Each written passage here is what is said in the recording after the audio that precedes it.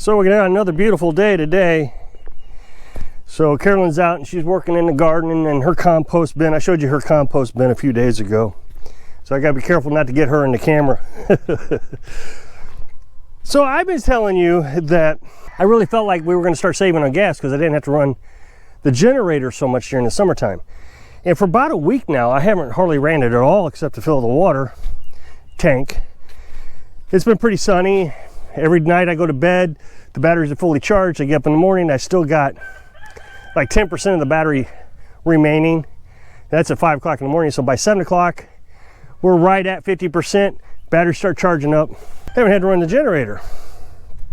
But I just put gas in the lawnmower. It takes 2 gallons. I really got to conserve the amount of gas in the lawnmower.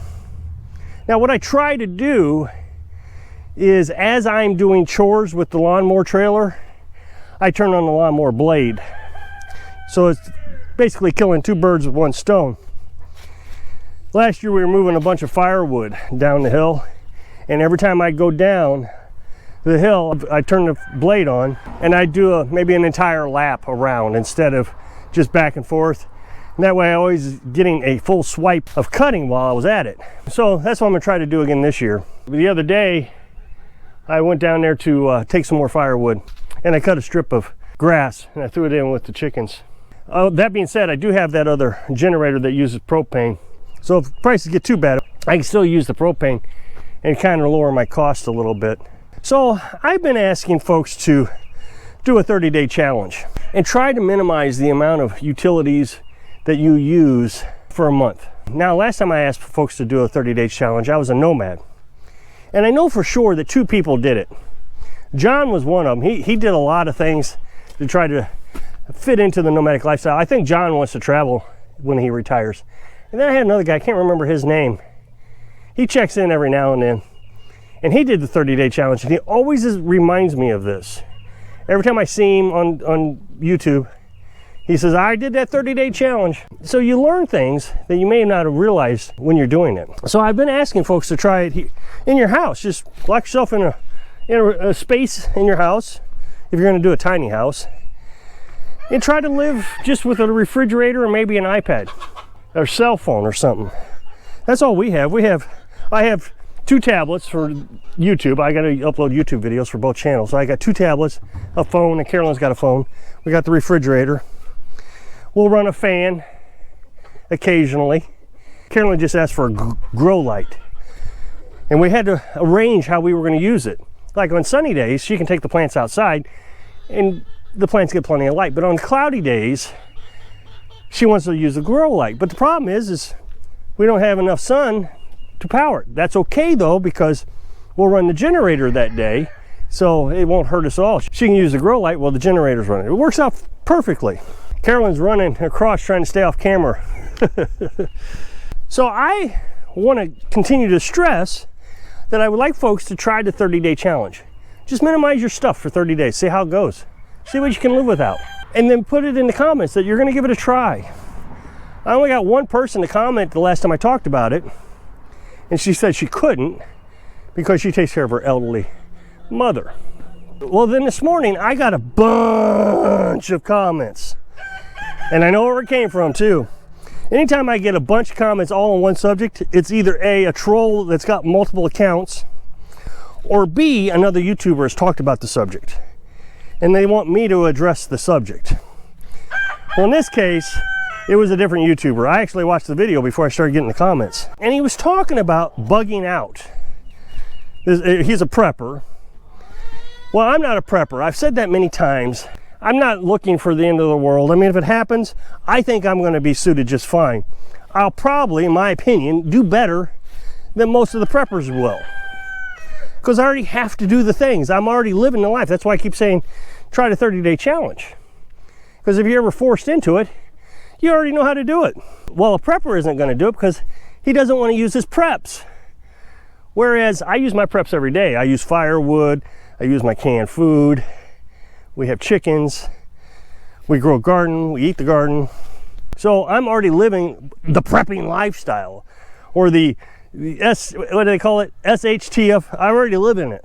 Well, somebody asked, what if you have to bug out? That's the big buzzword in the prepping community.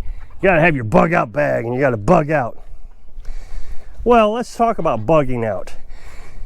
I watched a Discovery or a History or something show. I don't remember what the catastrophe was, but this family stayed in the house for, I don't know, several months, a month during this catastrophe, whatever it was. And then they finally had to bug out. And it was all dramatized, and the kid had to shoot someone. It was terrible. Well, really, I was a prepper back then. I was a conspiracy theorist. I was, oh yeah, what am I going to do? And so you got to have this Rambo truck, a four-wheel drive, and you got to be able to drive over cars on the highway because highways are going to be packed. You're not going to be able to move, so you're going to be running over cars in your Bigfoot truck. And I tell you, some of these guys go insane. I watched all those shows when I was, 15 years ago? But when you really think about reality, when are the times that in reality are you actually going to have to bug out? Well, I can think of two, and only one of them affect me. I'll bug out if there is a brush fire of some sort. And occasionally we'll get a brush fire around here. I've seen them, but I've never seen any brush fire in the state of Missouri where people had to be evacuated. Now, I think it wasn't that long ago, Colorado had a big fire and it just wiped out a bunch of stuff. That was kind of unexpected. I think it was Colorado, Oklahoma, something like that. So I guess it can happen and you'll have to bug out. Well, in those kind of situations, it's a FEMA thing. It's not widespread. You will get back to normal in a relatively short period of time. Insurance is going to take care of you. Insurance is going to pay your hotel bill. So in normal life, when these kind of things happen, you'll get back to normal in a relatively short period of time. Your house burns down. I mean, I remember our neighbor's house burned down. I went over there with our tractor and I helped him clear a spot. I had a front end loader and I helped him clear a spot so he could pour a concrete pad so he could just move a trailer in. I bet they were back in the living life pretty normally within a month, two, something like that. It wasn't a long time. So you do get back to normal pretty quick. So are you gonna really need to bug out? Well, not with your bug out bag and all your prepping gear. You're gonna go to a hotel room, you're probably gonna eat out. It's probably gonna be a real adventure for a while. I mean, at first, the devastation of your house burning down is gonna be pretty shocking. Yeah, let's go to a hotel room. It'd be kind of fun and make an adventure out of it. Well, then the other one I can think of right off the top of my head is a hurricane. My dad lives in the hurricane zone. He lives maybe a quarter mile off the Gulf Coast of Florida. And he's went through some hurricanes before. One was pretty serious, and he did it in a motorhome. Don't expect me to explain. He wasn't expecting to be as bad as it was. It turned on him, and they weren't even evacuating that bad at the time. Turned out to be pretty bad, but he wrote it out. He said, boy, I wish I'd have left on that one. So 2 weeks, he was out of contact with me. He didn't have electric or cell phone for 2 weeks. So he had a generator and he did fine. He had plenty of food, had water because he could run his well with his generator. So he did all right, but if he would have evacuated, are you gonna bug out? Are you gonna take all your bug out bag and hunker down and have all your firearms and all that? Probably not. You're probably gonna get in your camper or your car. You're gonna drive up north, get away from the hurricane zone. You're gonna go to a hotel for a few days, and then after the hurricane's over, and heck, it'll only be a day, and after the hurricane's over, you'll probably go back and assess the damage. Once again, insurance is gonna pay off, and so it's not like you're gonna have to bug out for a long time. Now, one of the questions was, if you have to bug out, which my mind is really struggling on what kind of event I'm gonna have to bug out on. You have to understand, I doubt if I'll ever bug out. If something that bad were to happen, like they showed in the Discovery show back then, I think people are going to be coming out this direction, not me leaving. When you're bugging out, you're leaving the city because that's dangerous.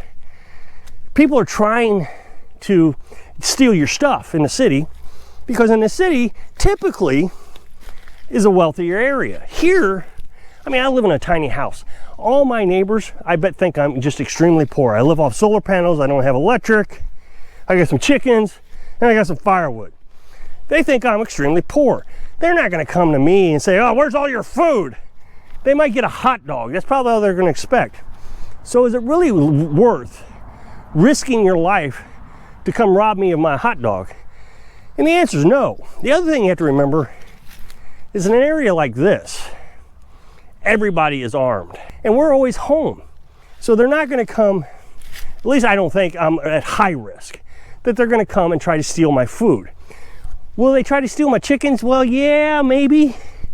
Of course, the last time somebody was on my property, I told you about that. They were hiding in the camper. I guess they were trying to steal the chickens. I caught them. Had my little alarm, it went off. The other thing they might try to steal is the firewood. But again, I'm always home and it's right outside the window. So the likelihood of them actually getting it is a bigger risk to them than it is to me. It's going to take them forever to load that truck up. I'll be there saying, hey, why are you loading your truck up with my firewood? But then somebody said, when you bug out, I guess it was the same person, when you bug out, you got all that glass jars for our canned food. That's all going to break. Well, that seems pretty unlikely that it's going to break. I mean, again, I don't have a big four-wheel drive where I'm going to be driving over cars on the interstate trying to roll my truck over and, you know, playing grave digger on the monster truck mashup, whatever that's called. I'm not doing any of that. If I'm going to leave, let's say there's a fire, brush fire, and I got time to evacuate, I can grab my trays of food. I think I got 16 trays of food. We can lay them out on the bed of the truck. You got to remember, when they ship these things, they ship them in the trays that we have them in. They're in the same trays, and they got plastic over it, shrink wrap plastic.